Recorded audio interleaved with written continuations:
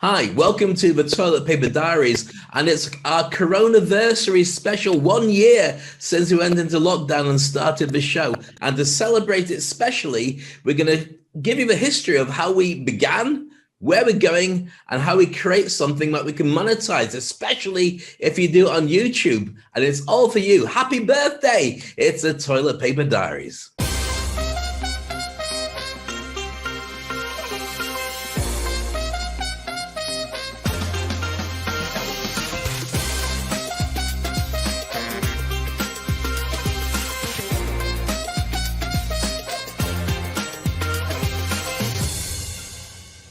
So welcome everyone. Dave, it's 1 year today that we are right now in lockdown. This is our coronaversary, and we are celebrating fantastically with this episode where we're going to be covering every single step that has taken us into this transformation to create the Toilet Paper Diaries, monetize our videos, and completely change our career from speakers to broadcasters to virtual people, because that's exactly what we have done. So happy coronaversary, Dave. Thank you so much, Ernesto. Today's show is dedicated to obviously giving our history of how we spent the last year, but you probably spent it with us watching the videos. But also in 12 steps, we're going to break down the mindset that we had, that we needed to be able to get to a point where we're now up and running, we're making money the same as we did before lockdown, but we're still speakers and still working in the speaking world, which is something very rare. I've got friends who are now selling double glazing. I've got friends that are now, delivering stuff all around people's houses and the streets and stuff, and running it in shops because they couldn't find speaking gigs. But somehow there is a roadmap, and we'll be sharing that with you on today's show.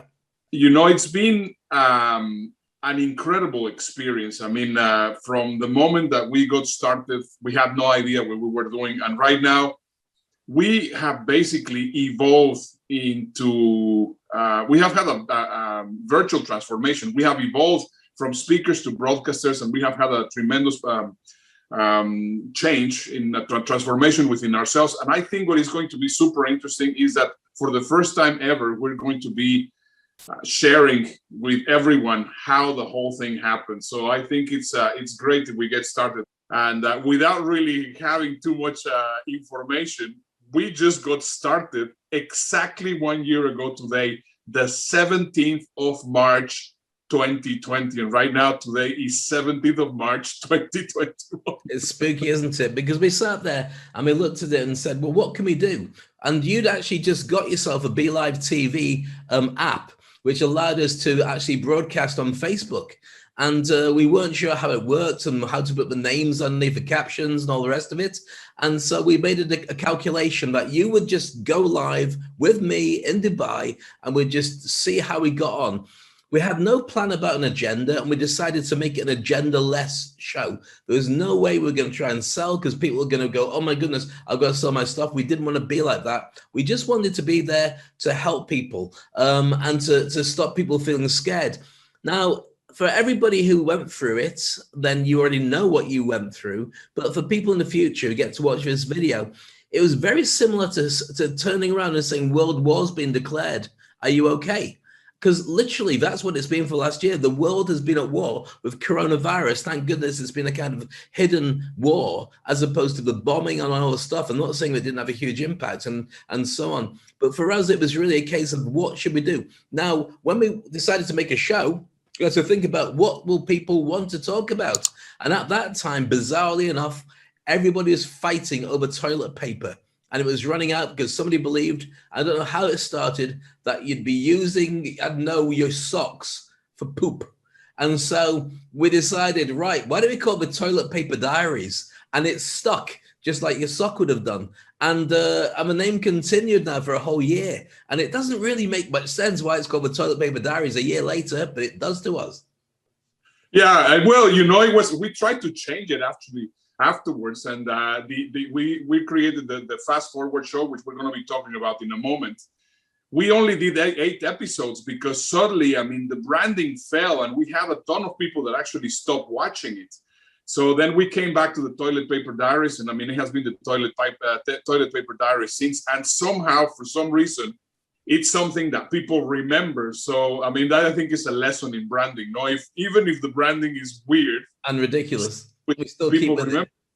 But that's that consistency. Ultimately, that's one of the things we'll be talking about in when we start sharing with you the technology and the mindset and the roadmap that we use for creating this show and getting it to last for a whole year. When many people started their own shows, and many of our friends started their own shows, lasted maybe 10 episodes maximum, and gave up because they had no audience, or they didn't think it was working, or they threw it on YouTube and nobody was interested. There's a strategy which Ernesto and I will be sharing with you on this show today on why they got it wrong, we got it right, and you can just go straight to our routine and get it right straight away. In a way, it's nostalgic. In a way, it's embarrassing. In a way, it's funny to see how we got started. Shall we just see a tiny little bit of the first episode of the Toilet Paper Diaries? Show. It's in pitch darkness. My name is Dave Crane, and somewhere out there we should see Ernesto Verdugo, who's in Houston right now. How are you doing, Ernesto?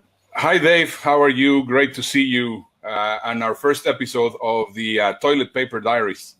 Absolutely. The name was put together because of all the chaos when people were shopping to buy as much as possible, and everyone was buying tons of toilet paper, tons of milk, tons of just stuff which didn't make sense because, okay, it might not keep, but why would you want all that much? But anyway, that's what we just thought was a concept for putting the show together. So what else do we got? I mean, why did we decide to do this? Do you want to share? Well, I think one of the most important things is that right now that we have to do some social distancing, there's a lot of questions that everybody's having. And right now, everybody's posting content. This, by the way, this is a show which is intended to support entrepreneurs, to support speakers, to support experts, so that they know what's going on and how you can actually get yourself prepared and how you have to think so that your business will keep on going in the positive direction. So I think this is just a reinvention, and we just have to do it that way. Oh my goodness, we look so innocent. And my beard wasn't none of my hair was as light as it is, not as gray or as white. That goes to show what a year in lockdown with my family can do to you folks. Yeah, if we ever get back to this again, then I'll plan some other stuff. But at least we're still here, which is going to be a good thing. You know what I've noticed? I mean, I was thinner there. I mean, right now I have a really round face. So it is really something. But, you know, I think if we think about that specific moment on the 17th of March, 2020, everybody was like deer with the headlights. I mean, it was like, my goodness, what are we going to do? Do you remember that most speakers were actually thinking, well, you know, now that everybody's at home, we're going to be giving away all our courses for free. And they were just doing things that, in my eyes, didn't really make too much sense. So when we talked about, we understood that, deer on the headlights gets run over. And this is what we decided to do. So this was our diagnosis, I think. Yeah, the first thing we had to do, point number one, is to make a diagnosis of a situation and plan your move forward. So, for instance, emergency services, when the ambulance arrives, they suss out what's going on, who's in pain, who's responsible, whether people are in danger, what we're going to do to move forward, and we make a very snap decision before anybody does anything. The police do it, the armed forces, all the services do it. And that's kind of what we decided. We'd work out that the speakers are all going to give stuff away for free. People are panicking. They're still thinking events going to happen. We already decided that it was going to be good 2 to 3 weeks before reality would kick in again at the earliest. And how wrong we were. But at least we didn't go out and give all our stuff away, which we see that a lot of people did that and can't bring it back and do it a second time because everybody already has access to their stuff. So number one, make a diagnosis before you do anything and before you move forward. Yeah, I think it was really exactly what we did. We started seeing what everyone else was doing. And then we said, well, how can we become a little bit different? What can we do differently? So that actually takes us to step number 2, which is we need to look at the pace setters and see what are the big boys doing and what were they providing. So in this case, for example, if you want to start a show, start looking for people which are being successful in YouTube, what kind of videos they're doing, what is going on. In our case, I remember perfectly that suddenly we saw that there was going to be a big opportunity because Stephen Colbert and Jimmy Fallon and Jimmy Kimmel and Trevor Noah all had exactly the same problem as we were having, because of course we had to go home. So instead of actually going into the default way in how we will be doing things like, well, let's deliver content, we started saying, well, let's try to do our version of content and also the way that they are handling it. I think that was the second step, right, Dave? Yeah, that's right, because what they were going down to do was basically emergency versions of their show. They're at home, they were using green screens, they had to pretty much tape it themselves because they're going into isolation. In some cases, they had a team that set up the cameras, but it was always going to be a front room or kitchen style presentation. And we knew that we could do that. If that was a level playing field, we could be at our very best, around about the same as them at their very rubbishest, when we don't have producers or special guests or live bands or a studio audience, then they haven't got them either. And that's what we decided to do. And the plan was very simple. If we could start moving up the food chain and get noticed and be on radars, then this lockdown wouldn't be there forever. And at some point they would go back to where they were and off into the stratosphere. The plan was to make sure that when they do take off, we'd made some new friends, been on some new radars, and people would turn around and say, oh, thanks for that. Yeah, I remember you were there during the lockdown. Well, you're not the same as these guys, or you do what you do, and I like what you do, so I'll carry on watching your show even after coming out of lockdown. The weird thing is, a year later, for many people, most people, they're still in lockdown. So what we've done in all this time really does count. Yeah, I think it was a right decision, because we started saying, well, we have the exact same tools as they have. Many of them were transmitting from their phones. Now we started learning how the whole thing was. We were doing our own version. I mean, if you saw in the video that we were showing a moment ago, I mean, the light was not right and we were a little bit blurred. We didn't really know exactly what we were doing. It was really a crazy thing.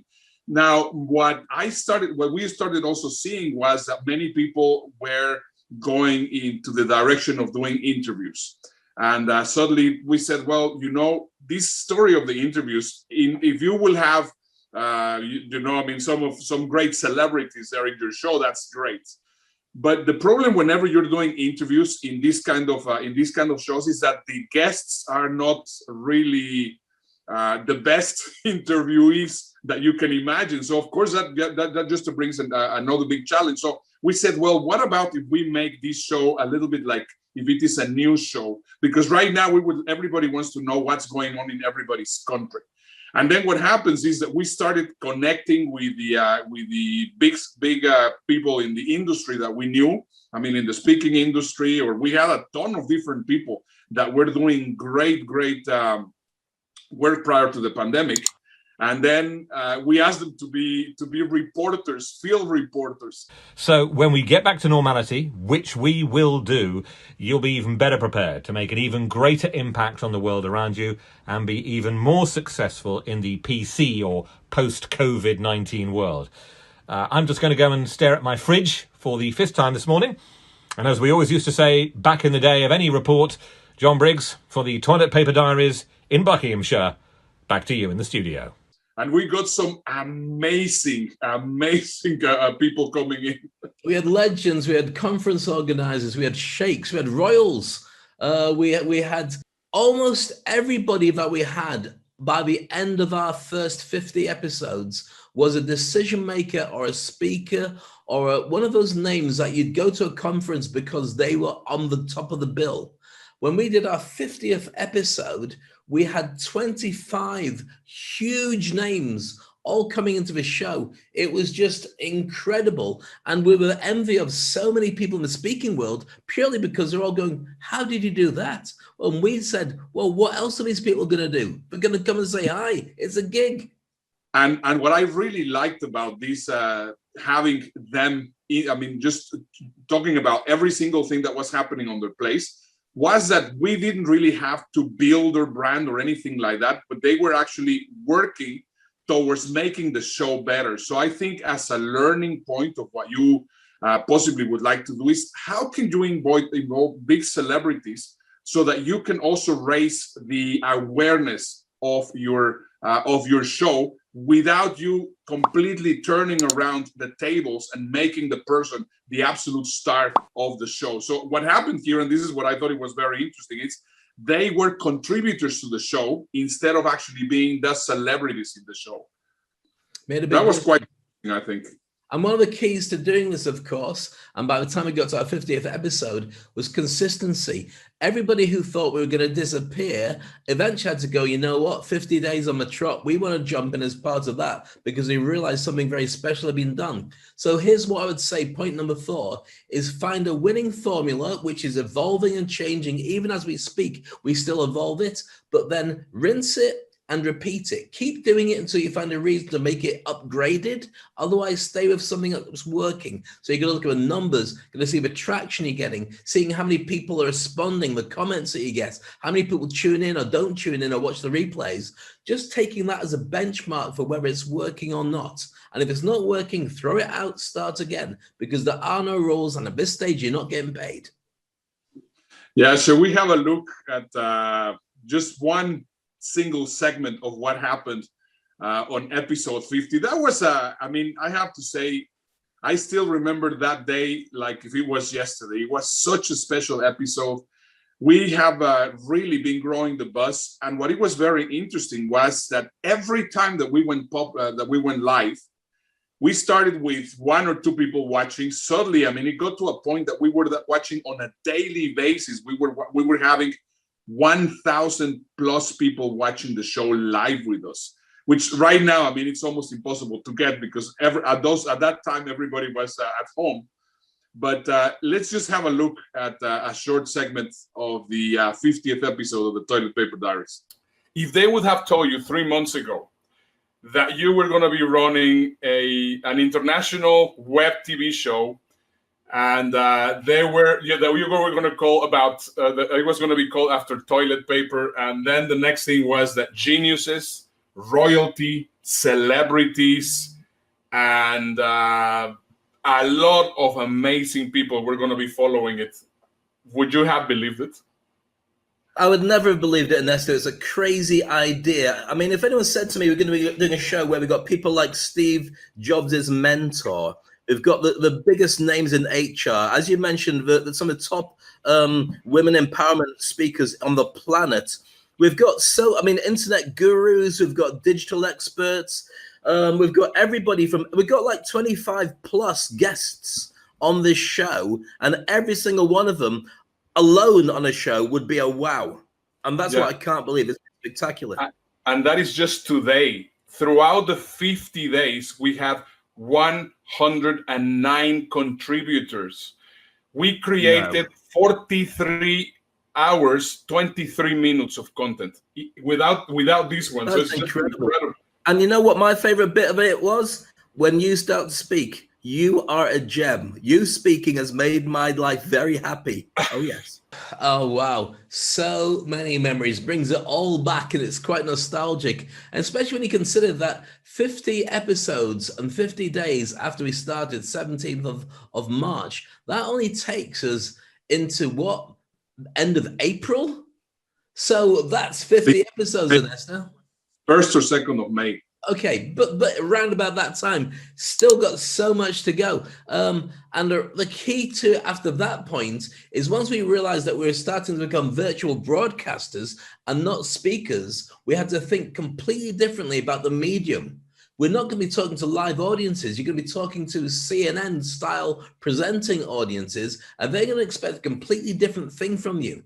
They're going to expect you to do stuff that's different. So what we had to do was work out what was working. And so point number 5 is this: scale and repurpose your content with intention and direction. So when we put these big shows together, we made them so they could be chopped up into little bits. So each segment could then go out on its own and bring back an audience to the mothership to watch the next big episode. Yeah, and I think what it was very interesting was that in those 50 days, this is where we suddenly saw the light. Okay, now I know in which direction we're going to go. So basically, we created 50 live recordings. Out of those 50 live recordings, we chopped everything up into 300 videos that were uploaded into YouTube, which of course started generating traffic. And YouTube requires 4,000 hours of watch time and requires also 1,000 subscribers. Remember, we started from zero. There was nothing. And of course, the views started accumulating. We started creating a ton of content. Then we created also the podcasts. And it was just, we were saying, oh, now I'm starting to understand. So, for example, if you look at the YouTube channel from Stephen Colbert, they will hardly ever put the entire episode on YouTube because, of course, they want you to watch it on CBS. But what they will do? They will create out of that episode 5 or 6 different pieces of the videos, and then they will chop it into pieces, and that's what actually start creating a ton of content. Now, can you believe, Dave, that from the moment that we started, I mean, we're talking about at that point we had 300 pieces of content.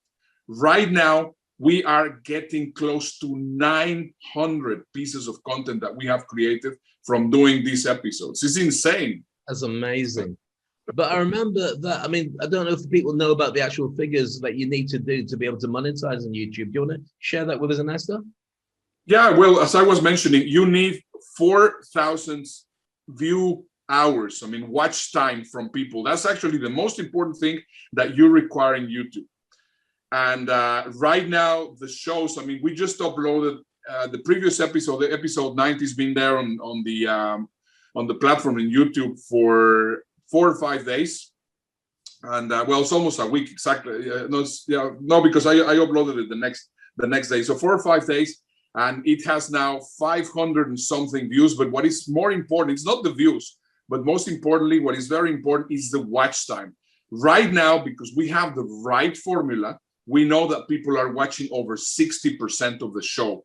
And on top of that, we chop it off, and then we start getting a ton more traffic. So we are already monetized in YouTube, and that's just an incredible thing. But just guess what? I mean, we just keep on listening, because we're going to be sharing with you not only how to get advertising revenue, but how you can actually use these kind of videos to increase also your visibility and your business. Absolutely. And you're going to have 1,000 subscribers as well. If you don't have 1,000 subscribers, they won't fast track you, so you get put out in front of more people. And it took us a year to do it, but we'll help you to do it in 4 months just by watching this show. So number 6 is investigate revenue, business models, and monetization. That is trial and error. Remember, we've never had a time where YouTube has been so much the lifeline of everybody. Now, lots of big names have made money from YouTube, and there's been a business model, and there's lots of influencers there, but we've always had people who made a choice of whether I should watch online or should go out to a restaurant or a cinema or sit in a coffee shop or go to a nightclub or go to work. This was different. This was people having to be at home in front of their laptops for the first time in our lifetime, and maybe it will never be like this again. So what we had to do was break down how could we make money out of this and test it and see what would work and what didn't work. So from that, Ernesto, I mean, what kind of different ways did we try and monetize? Do you remember? Well, as we were saying, it was very frustrating, because every time that we came to and talk about how exciting we were because we had the show, the first question that everybody was throwing at us is, well, how are you going to monetize it? And that's a great question. That's a great question. That's why you have to keep on watching, because we're going to be telling you not only one way, but also you're going to be getting a lot of ways. So of course, and this is the one that it takes the longest time, is to get monetized in YouTube. Now, if you get monetized in YouTube, there's a big advantage. You're going to be getting cents per every view that you're getting, and that's of course not going to be making you a ton of money. But what is going to be very effective and very, very powerful is the moment that you reach those 4,000 hours and that you reach 1,000 subscribers, the amount of traffic that you get, because it's like if suddenly they will open the faucet for traffic and views, and YouTube just goes crazy on you. So now what is happening is that the virtual library of all the videos that we have created, it's now bringing us more and more attention to ourselves. So the content that we created throughout this year now suddenly is just really resurfacing in a very, very nice way. But anyway, we're talking about how can we monetize. And then first of all, we thought sponsorship. Now, at that point when we got started, sponsorship was a little bit hard for us. We didn't really get that much sponsorship, but I'm sure that right now we will be able to get a lot more sponsorship because we have a bigger audience. What do you think, Dave? What do you have there? Next up was ad revenues. So having advertising during the show. We talked about it. We didn't really want to start knocking on doors because the show itself was working purely because of the fact it was two guys who were far too fat and far too boring to be there. But it just kind of had this good vibe about it. So we didn't want to spoil it by going down the wrong route. Now, this is a speaker's business model, not just what we looked at with actually putting the show together, because a natural spin-off is your ability to coach and mentor people who will normally go with you because of the work that you do and the field that you're in, but also because of the fact they see you as an authority speaking on WebTV. And so they gravitate towards you as their favorite practitioner to be able to teach them how to do stuff. So what else was it? Well, I mean, you got several coaching gigs. I have gotten several clients, mentorship clients, because of the show. So that, of course, has been very good. So I think what you have to think about, it's indirectly how you're going to be monetizing your show. Because if people see you doing this and they would like to say, well, how are you doing this? How is this working? And I remember first we started with BeLive, which I mean, right now, after using the technology that we are using, I mean, BeLive and StreamYard look like if it is 1,000 years old. However, I mean, everybody started saying, well, how are you doing this? How are you going to all these different platforms? How are you going to Twitter? How are you going to LinkedIn? How are you going to Facebook? How are you doing the restreaming everywhere? And of course, people came to us to show them how we were doing that. Now, also, what I thought it was very interesting, Dave, is that you started. I mean, people started asking you, how can you help people create their own TV show? Absolutely. And so I've been coaching people and organizations how to create their own shows because there's enough for everybody. Remember, we're going up at, there's a time lapse where there's a pause button pressed on all the Netflix shows. Everyone's got the favorite show, but then it comes to the end of the season and there's nothing else to watch because they can't get the team together to make any new shows. I'm enjoying The Walking Dead new season, but each episode has got maybe 2 or 3 actors in it. Now, that's great for The Walking Dead because you get really good character studies. But if you've got a real ensemble cast, here's where the problem is. You can't get everybody in the same room without somebody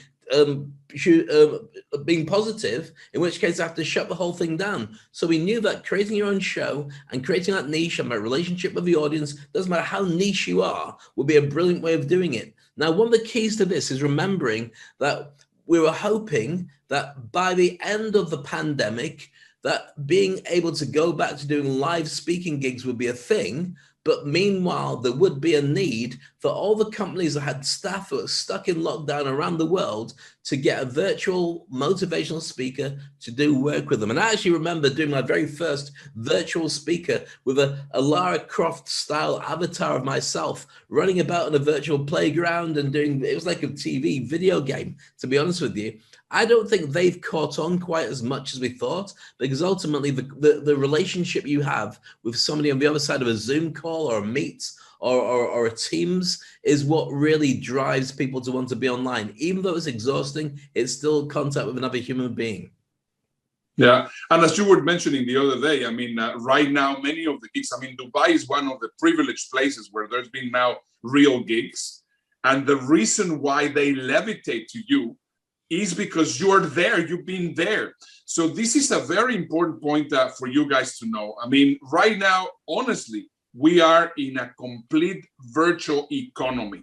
And even though that possibly we seem to look at the light at the end of the tunnel, if you're in business or if you're a speaker and you're not out there, people are going to forget about you. I mean, honestly, Dave, how many people in the speaking industry has disappeared throughout the pandemic? Well, disappeared for a very long time, unfortunately, and it might be a case that may never come back again. I mean, I did an event recently for Dubai government where we were looking at the tourism of people coming to Dubai. I was in an Expo 2020, which is a huge city that's been built for inviting people to Dubai. I was interviewing 4 key people from Dubai government, from Expo 2020, and from 2 huge event organizations. I had 2 massive screens with 40 event management companies on Zoom watching what I was doing. I had 5 different sales and marketing directors from Atlantis and various other huge hotels zooming in and showing people around their hotels as part of this 1-hour-long broadcast. Why did I get that? Well, purely because during the year leading up to it, people have been watching me broadcast and were saying, this guy clearly understands a medium. I wonder if we can get him to host this brand new hybrid show. And so it's very effective. I got signed up for several more on the back of that. And I think the key to it is to realize that you have to be out there. If you want people to notice you, get yourself out there. Because here's where the biggest challenge is. When the lockdown comes to an end, which at some point it'll be rolled out slowly, but at some point it'll be out there. Half the venues around the world have closed. Now, they were on their last legs anyway. Financially, it was really difficult to keep some of these places open. So now many of them are closed. Those that are going to reopen have also gone to pot, where, so, for instance, in Broadway, you've had rats and whatever eating up the seats, eating up the cables. So they need to have a ton of money to refurbish them. So when these venues do open up again, who are they going to have in there? The biggest names they can afford.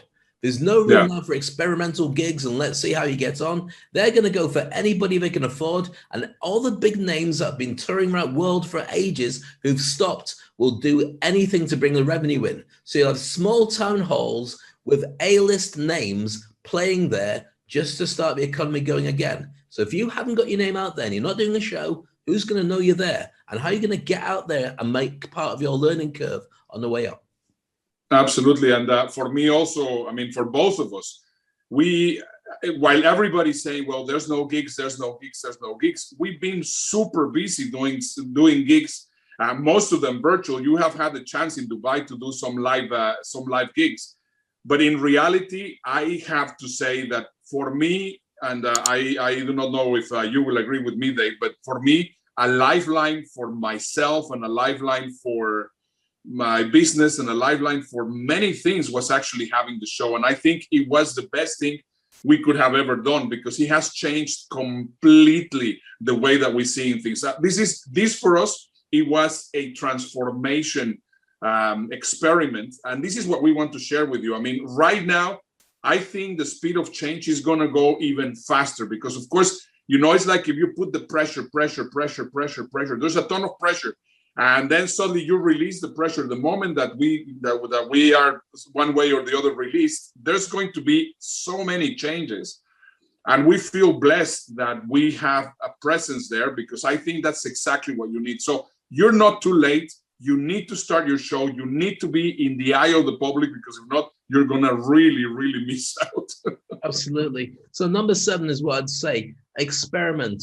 Do lots of different things, but remember the continuity is key. If you disappear off people's radar, they'll just find somebody else. There's no loyalty, but if you're still there at the right place at the right time and they know they're going to find you, then why not watch you? I mean, guarantee me there's a number of TV shows that you watched that you would never have wasted time on before, but you know what? There's a load of seasons there and I heard about it. I wonder how many people immersed themselves in Game of Thrones for the first time during lockdown, and now they know who every character is. That was the nature of it. But you've got to constantly improve all the time. And the challenge that we had is how do you improve when you've got nobody else who's doing the same thing as you? Yeah, you've got your late night talk show hosts. But after a while, after trying out our fast forward show and rebranding ourselves, we realized we weren't going to be there to try and take on the late night talk show hosts, talking about the news and the gossip and the stars and celebrities, because it was too hard. There were only 3 things that people would talk about.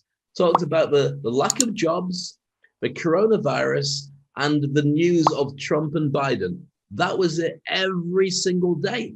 And okay, if you've got a team of scriptwriters coming up with really good stuff, because we have already talked about politics, then that's much easier. But even the late night talk show hosts got exhausted and took breaks because it became too much, which we had to do at some point. So what we had to do then was double down on what was working. And what we realized what we needed to do was help people to get back into business. And so that's kind of where the show's been since then. Yeah, but funny enough, when we started with the Fast Forward show, which was we thought it was going to be a rebranding of the Toilet Paper Diaries, we immediately went back into the trainer mode and to the speaker mode. And then we said, well, you know, let's provide content. Let's provide content. And then suddenly the audience went down because we were not really connecting with how people needed to be. Even though that we were providing incredible and super valuable content, we were not connecting with people. And this is one of those things that I think you need to really understand, because in this new medium, it's not about delivering content. It's about connecting. I mean, right now, Dave and I are connecting, of course. I mean, he's in Dubai, I am in Houston, but I am connecting with you. I mean, you're looking at me, I'm looking at you, and we are connecting. And that is actually the biggest learning that we have. So doesn't matter what you're doing. Don't focus too much on your content. Try to connect with the people, because I think that's just an absolutely critical point. So when we started on season 2 of the Toilet Paper Diaries, we said, okay, I think we have a better idea of what we need to do, but we need to up our game into production. So I think point number, well, it's still in point number 7, we really had to go into production. So Dave, what did we do when we started really working on our production?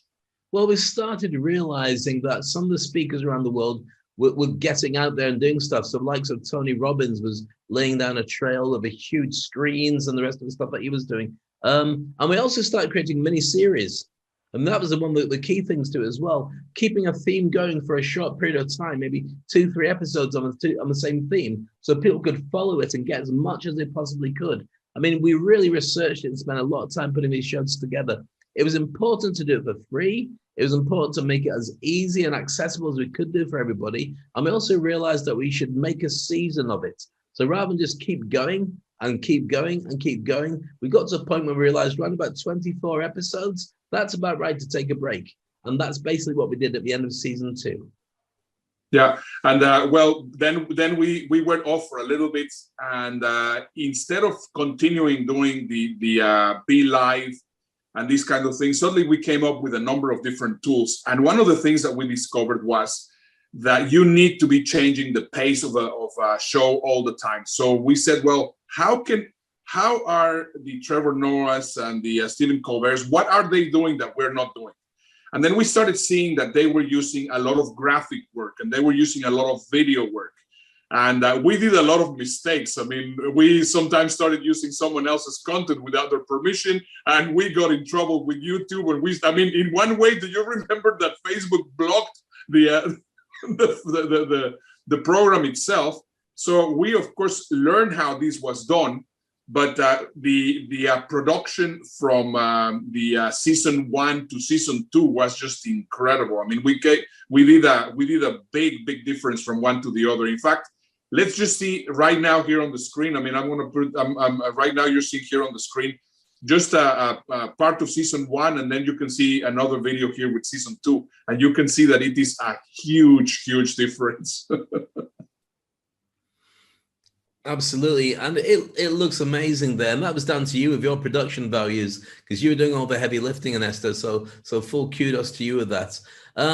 So number 8, we realized that we're never going to be speakers again. We'd actually evolved from what everyone else was doing, which was just Zoom calls. We had to actually become virtual broadcasters. As I mentioned before, looking at Tony Robbins, who is perceived as being the best in the world and the biggest and most famous motivational speaker, if he's experimenting, doing more with technology, then we had to go down that route as well. But we also realized that heading towards the election, it couldn't be ignored. All the politics was bouncing around. People were choosing one side or the other in America, but the rest of the world was watching to see if the elections would be fair and honest, and that's another conversation for another time. But what we realized is that we just had to look at the election process and the people involved and see what people are looking at is there a different angle other than what CNN and everybody else was doing? So we started deciphering from a speaker's point of view what the angles were with all the key players, and they made for some incredible episodes. Yeah, absolutely. Well, we started talking about, for example, who was a better speaker, how were they doing their stuff, and you know, we did something which, in a way, it was controversial, and everybody will tell you no, because they say, you know, you always have to stay away from religion and politics. But the thing is, it was so incredibly dense and heavy those days that, I mean, it was very difficult to not do it. And then we started talking about a little bit without really getting too much into the political aspect, you know, talking about what was going on. And we did an episode with where we predicted that President Biden was going to win, and that after just Kamala Harris was selected as the vice president. And you know what, Dave? That has been the most watched episode of the Toilet Paper Diaries. Let's just have a look at this short video, and then you can also see how we also upped the production from the previous episodes before. In my eyes, the possibilities of Kamala Harris becoming the 47th president of the United States very soon are very high. From a neutral point of view, having a woman in there is amazing. Having a woman president, if you look at the coronavirus responses from all around the world, the best ones by far came from countries that had a woman in charge who was nurturing the population and making choices based on everybody getting to the finishing line in one piece, rather than financially, how can I still get voted back in? That was a decision that was made, which in many cases was smart. I mean, all cases was a smart decision for everybody, because if the country buys into you and they follow your rules of lockdown and masks and not letting people come into the country until it's all clean and all the rest of it, then they're going to vote for you again anyway. And the finances that hit the economy are fantastic. So let's get that in perspective. In August, we predicted that Biden would win and Kamala Harris would become the vice president, even before anybody knew who she was and that she was likely to be nominated as the vice president. We kind of put it down there and put it out there. Because there were a lot of signs and a lot of breadcrumbs that you could follow when we got there. The key was we could talk about politics, but from a neutral point of view. We couldn't choose a side. We could just explain what both sides were doing and let the viewer choose. And that was a difficult, tight line for us to be able to walk. But I think we kind of got through it almost until the very end, at least. And then kind of our true colors came out a little bit, if nothing else. Yeah, we were walking on eggshells every single episode. I mean, I remember that sometimes even before the recording, we were very, very nervous about it, because we were out before we were actually going live. But what I thought it was interesting was that our audience grew tremendously. Now, we alienated some people because some of the things that we said where people didn't agree. And, you know, I think that's another big point for you to learn. Don't be afraid to be polarizing. And that was, for me, the biggest learning point. Don't be afraid to be polarizing. Not everybody's going to like you. So we grew our audience. Some people stopped liking us, and that's fine, and that's fair. But, you know, we were trying to be as fair as possible. We were saying exactly what was going on, not into one side, not into the other side. And we were bold with predictions. I mean, can you imagine, David, we would have been wrong? Everybody would have laughed at us. But sometimes you got to put it out there and got to go for it. I mean, 50% of America was wrong. And we know 50% of the people in our industry who were wrong. And it got really juicy on social media with what people were saying. And I think you've got to basically take some risks for that to happen. And as we decided that we'd go down this neutral line, maybe slightly a bluer version of a line than a redder version of a line. And we found that what it allowed us to do is have a lot of fun bringing ourselves back onto the tightrope and back to neutral. And I think that allowed us to have banter that maybe we wouldn't have gotten near if we had stayed completely neutral and not had any fun with it. And that clearly had an impact, because the risks we took to find our voice resulted in other podcasts turning around and saying, you've got to check out these guys. They're really funny. And also you learn a ton when you watch them as well. Yeah, that's exactly when we got the the title in Spotify as the best banter show in Spotify. So what happens? I mean, here we're basically going out on a limb, trying to figure out what we were going to do, trying to find our voice, experimenting, doing things, not being afraid, and then suddenly being recognized like they did on this clip. Have a look. And you're gonna love this. Let me just tell you that this show is so funny and it's so fun to listen to. So if you're ever doing a co-hosted podcast, you should definitely listen to their show, because the banter they have with each other is just so perfect. Like they don't even have to bring on other guests, because it's literally just them telling stories to each other, stories they hear in the news, stories people share. Like they repeat it to each other, and it's so conversational. So I'm not sure if you guys heard about the show Crime Junkie. But it's these two women, Ashley Flowers and Britt, and they're two girlfriends, and they just chat about true crime stories. And like, it's so good, and it's like a really famous podcast, and I really like the banter of those two. These guys have better banter. So there we go. That's good to know that we're being loved by at least two people out there, which is kind of cool. But here's the thing. As soon as we knew that was working and we're going down that particular route, when we got around to doing season 3, we knew that we had a challenge on our hands. And number 10 really is now watching the landscape, because the landscape changed. We saw eventually, at long last, all the late night talk show hosts, with the exception of maybe Trevor Noah and John Oliver, went back to their studio settings in their theaters with what's called a zoo crew, which is what you have on the radio when you've got a team of people contributing to the presenting. They'd have their band there, they'd have the producers, they'd have a few people who could just jump in, and it would be about the chatter between them. We knew that when that happened, we would be left out in the cold unless we doubled down on what we did best. And we raised our production levels. So even though we couldn't have a team around us, and we couldn't have all the dancing and all the singing and all the stuff that they would have, anybody who watched us would be going, wow, how do you guys do that in real time? And that's what we aimed at. Yeah, and it's amazing, because still this day, on a daily basis, whenever we have the show, I get messages telling me, how are you doing this? I mean, how are you getting all these different things and controlling everything live? And yeah, that's the secret that we will only reveal if you contact us and you want to work with us, and we will help you create your shows, create your lives, and do all of this. This has been a year of work. It has been. We're not giving that away for free. It's part of our monetization, to put food in our bellies, to keep our big round heads and a big fat tum-tums. So with that, we needed to be able to win our own game, and it was very important to be able to do that. So here's the key. When we started doing the show and we started to grow, we also realized that if you're going to put a stamp on what you're doing, then one of the best ways to do it is to actually create some awards, just like magazines and newspapers and other TV shows did. So we did our very first Golden Throne Awards, which was the relation to Golden Throne, Toilet Paper Diaries, Throne, Diary, Toilet is a word for, you get it. Anyway, the Golden Throne Awards, we put it together and did our first ones because they established it. And this is a key thing. Point number 11, establish your position in time.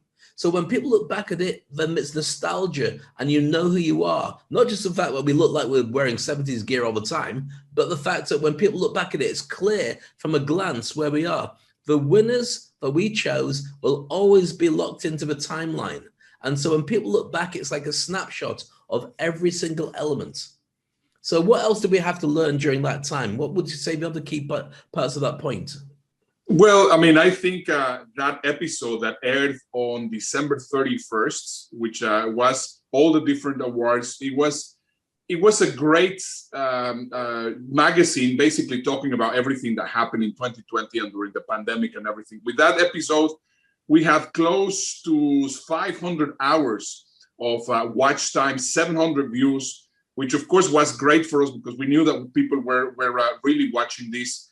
And then when we realized that this also worked, then we started positioning ourselves in a complete different way.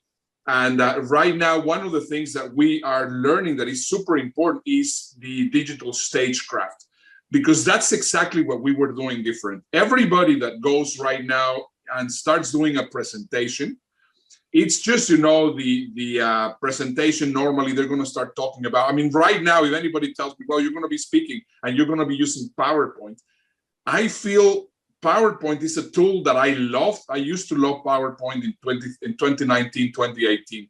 But right now, because of the virtual environment in which we live, the stagecraft that Dave and I have created, so that we will present. It doesn't matter what it is. We learn to use video. We learn to edit. We learn to enhance audio. We learn to learn where to find music. How do you create really quality production video so that people will really watch it? And I think for me, that's one of the biggest keys and the biggest learning elements. You really need to up your game into your production and your virtual stagecraft. Absolutely. And once you've done that, then you can look at the things like the YouTube monetization and actually know that you've earned it. I mean, let's look at it, the fact that apart from the YouTube monetization, we both get paid for doing virtual speaking gigs. Because Dubai's out of lockdown, I'm doing proper speaking gigs as well, but usually with a hybrid virtual audience because people are socially distanced. So a room that would normally take, say, 150 people, when you've got 2 meters apart, that's best part of 20, 30 people maximum. You can get into the same space. You're doing conference production online and lots of challenges as well. For me, mentoring, creating TV shows for people and clients. And it's all down to the fact that this show gave us a platform, gave us the experience, gave us the connections, and it gave us a spotlight of everybody in the industry saying, how can you do that? And how are you doing it? And can you share some of that magic over here? And the reason that they pay, and they pay us what we need and what we want, is because we've done a year. They know we've got a track record. We're not doing it last minute. It's not by accident. We've been doing it this long. We just know the game better than most people. This is not a choice anymore. I mean, if you are not, and I'm going to be very serious with what I'm going to say.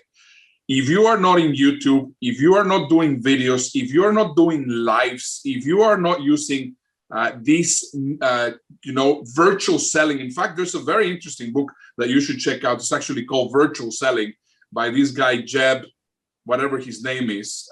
It's actually very interesting how they are saying that now, if you are not mastering the use of these tools like Zoom, like Teams, like YouTube, and you're not out there, you're going to really have a hard time in 2021, 2022, 2023, and beyond.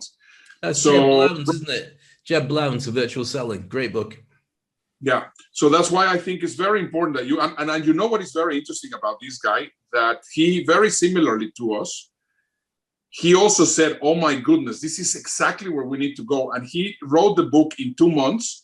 And he started in March, and I think by May the book was already for sale. And it talks about all the different things that you need to use for communicating right now. I mean, it's absolutely critical.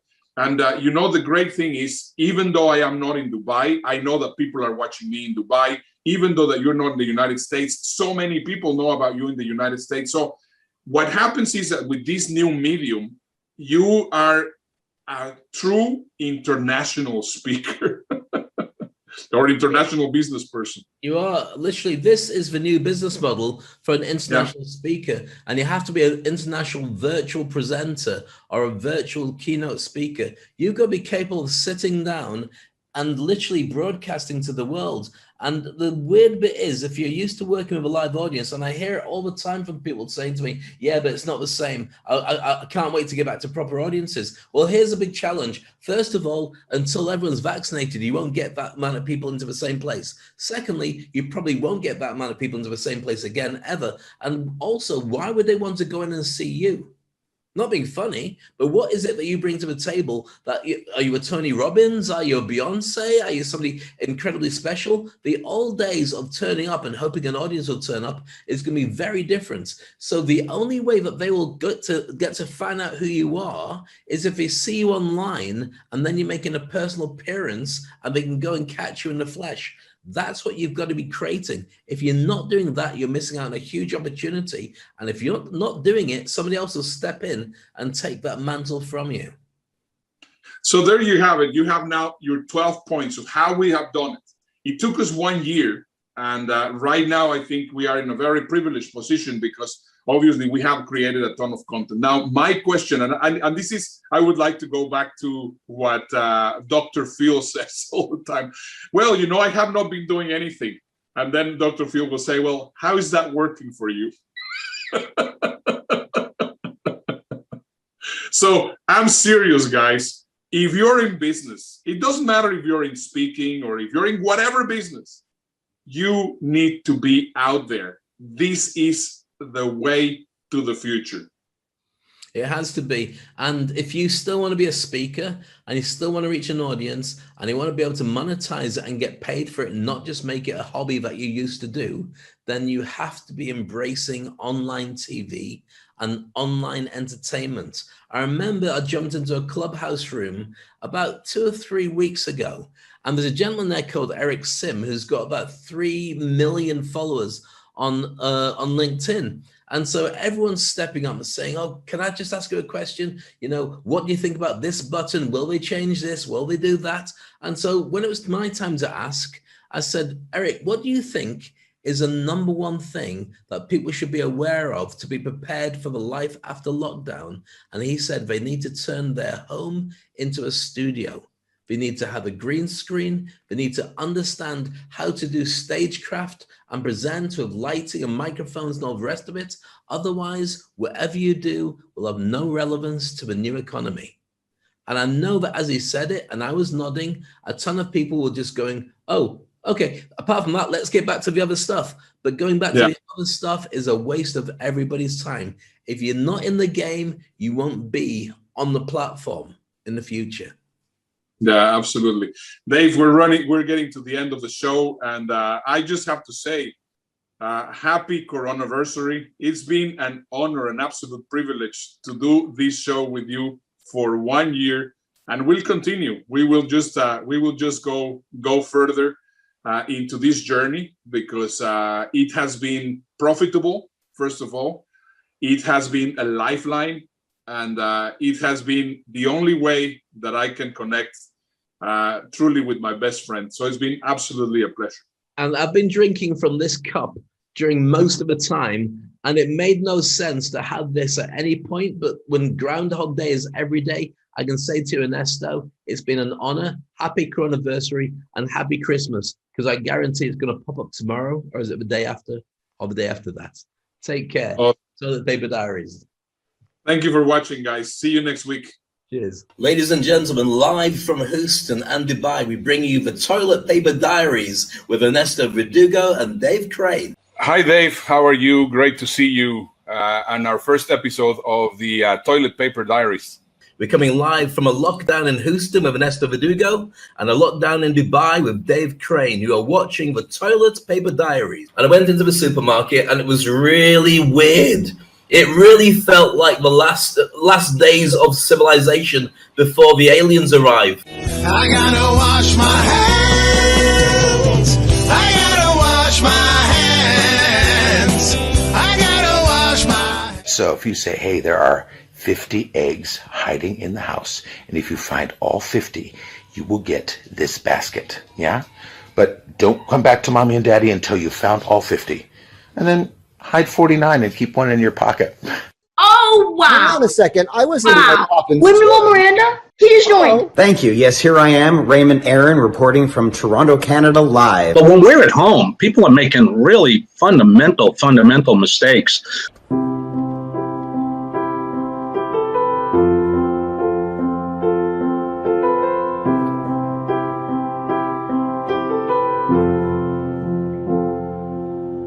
You've gone from nice flat hair, looking very cool, bit of a pimp daddy, to afro. And you got afro now, which is cool.